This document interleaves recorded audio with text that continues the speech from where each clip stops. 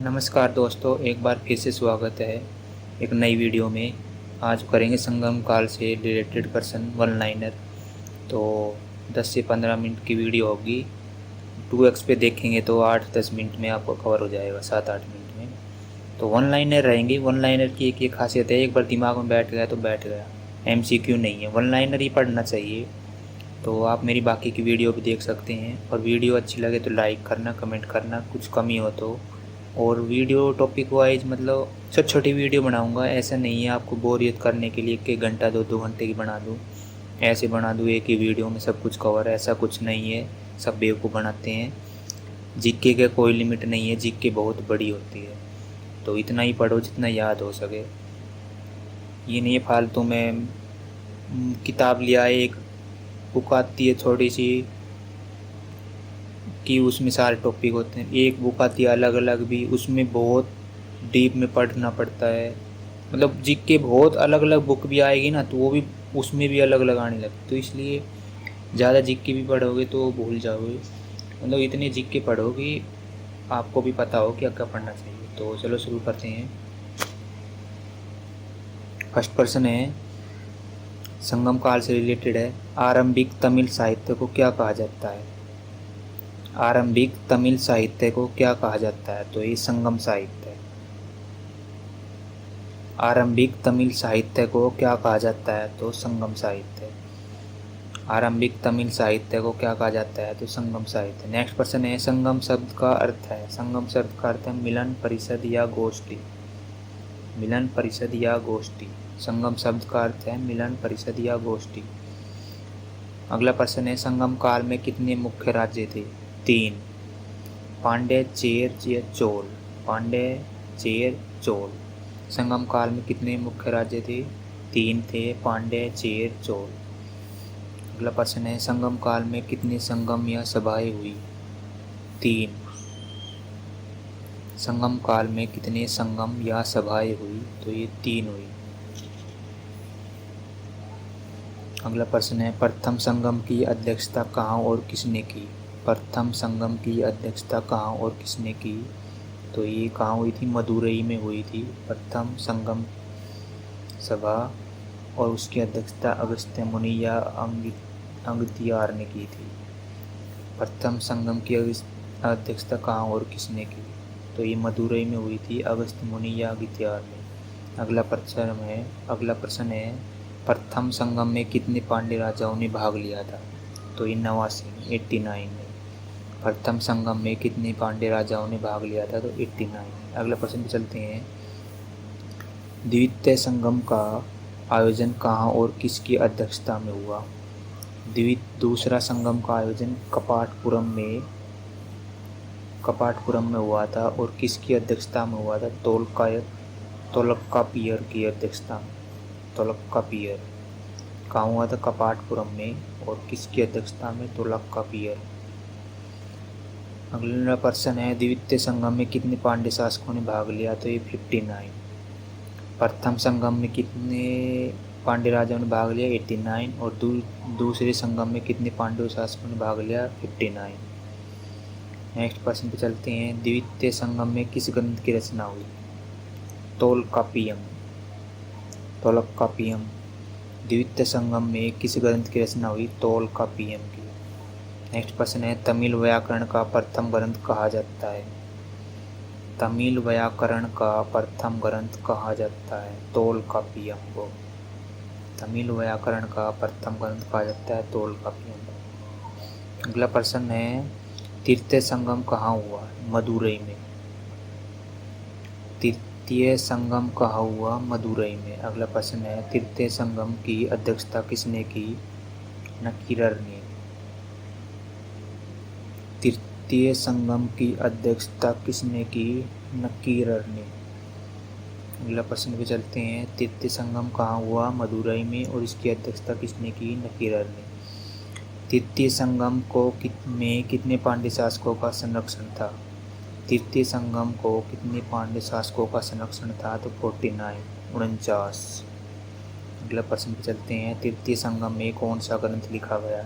तो पत्तू पात्तू और एतु तोक्के। पत्तू पातू और एतु तोके। तृतीय संगम में कौन सा ग्रंथ लिखा गया? पत्तू पातू और एतु तोके। अगला प्रश्न है, किस ग्रंथ में 10 गीतों का संग्रह है? किस ग्रंथ में 10 गीतों का संग्रह है? पत्तू पातू में। पत्तू पातू में।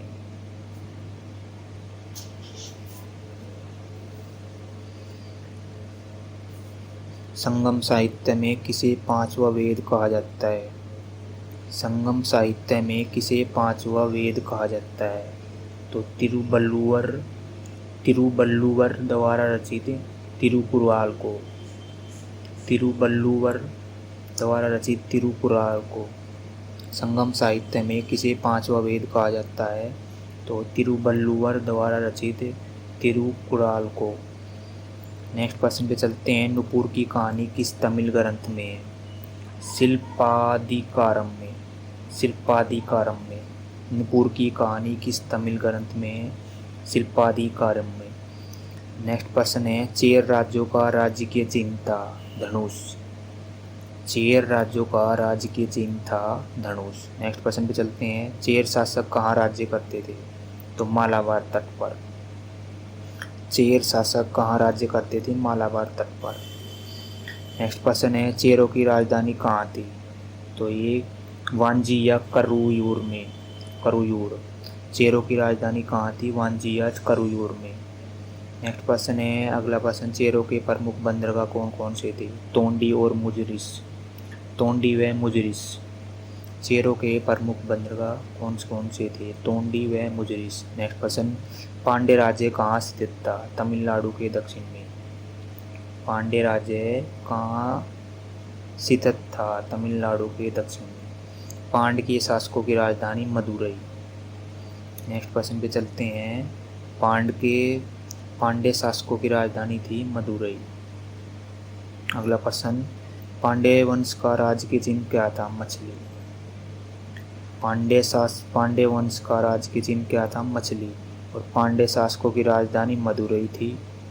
पांड्य राज्य कहाँ स्थित था? तमिलनाडु के दक्षिण में। पांड्य शासकों की राजधानी मदुरई। पांड्य वंश का राजकीय चिन्ह मछली। नेक्स्ट प्रश्न है, चोल वंश की स्थापना किसने की थी?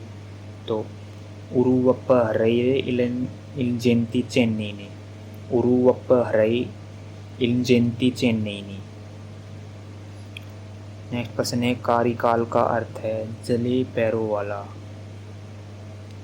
कार्यकाल का अर्थ है जले पैरों वाला। नेक्स्ट प्रश्न, चोलों की प्रारंभिक व बाद की राजधानी थी? उरेयूर तथा बाद की पुहार। चोलों की प्रारंभिक राजधानी उरेयूर थी और बाद की राजधानी पुहार।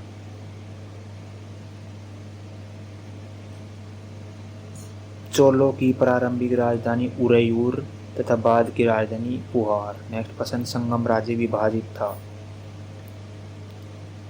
मनझलम, नाडूर, शिरूर, सुदूर। संगम राज्य विभाजित था मनझलम, नाडूर, शिरूर, सुदूर। नेक्स्ट प्रश्न पे चलते हैं, संगम राज्यों में एनाड़ी किन्हें कहते थे? सैनिकों को। संगम राज्य में एनाड़ी किसे कहते थे? सैनिकों को। नेक्स्ट प्रश्न पे चलते हैं, संगम युग में भूमि कर और सीमा शुल्क को क्या कहते थे? इरय व उलू। संगम राज्य में संगम युग में भूमि कर व सीमा शुल्क को क्या कहते थे? इरय व उलू। नेक्स्ट प्रश्न, राजा को दिया जाने वाला कर था? कुड़मई। राजा को दिया जाने वाला कर था कुड़मई। नेक्स्ट प्रश्न, संगम राज्य में अवनम व बेनीगर क्या थे? बाजार और व्यापारी। संगम राज्य में अवनम व बेनीगर क्या थे? बाजार और व्यापारी। नेक्स्ट प्रश्न पे चलते हैं, धनी किसान को संगम राज्य में क्या कहा जाता था? धनी किसान को संगम राज्य में क्या कहा जाता था? वेलालर। धनी किसानों को संगम राज्यों में क्या कहा जाता था? वेलालर। नेक्स्ट प्रश्न, संगम शासकों के कहाँ से व्यापारिक संबंध थे? रोम से। संगम शासकों के कहाँ से व्यापारिक संबंध थे? रोम से। नेक्स्ट प्रश्न पे चलते हैं, किस स्थान से रोमन बस्ती के साक्ष्य मिले? अरिकामेडू। अरिकामेडू। किस स्थान से रोमन बस्ती के साक्ष्य मिले? अरिकामेडू।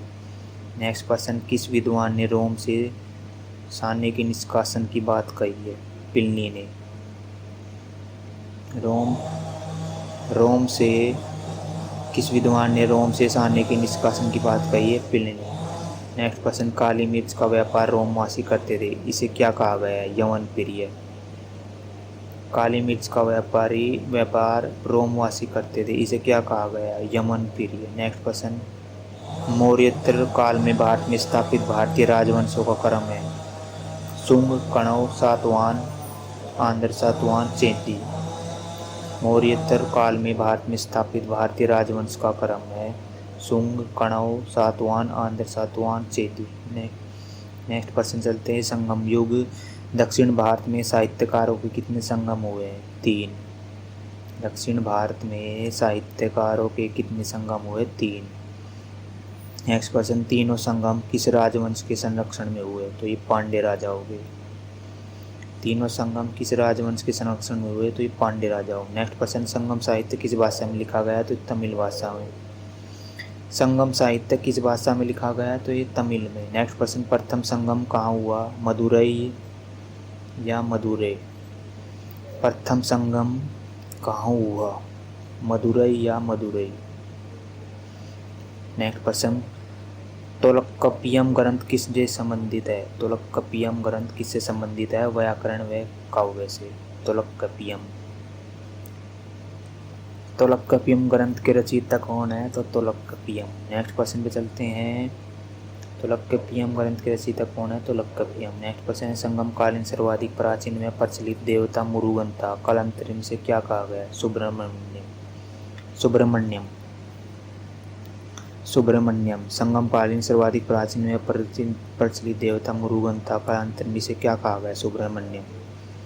तोलकप्पियम ग्रंथ के रचयिता कौन है? तोलकप्पियम। तोलकप्पियम ग्रंथ किससे संबंधित है? व्याकरण व काव्य से। प्रथम संगम कहाँ हुआ था? मदुरई में। संगम साहित्य किस भाषा में लिखा गया है? तमिल में। तीनों संगम किस राजवंश के संरक्षण में हुए? पांड्य राजाओं में। दक्षिण भारत में साहित्यकारों के कितने संगम हुए? 3। तो धन्यवाद दोस्तों, वीडियो कैसी लगी कमेंट करके ज़रूर बताना और चैनल को सब्सक्राइब ज़रूर करना। धन्यवाद दोस्तों।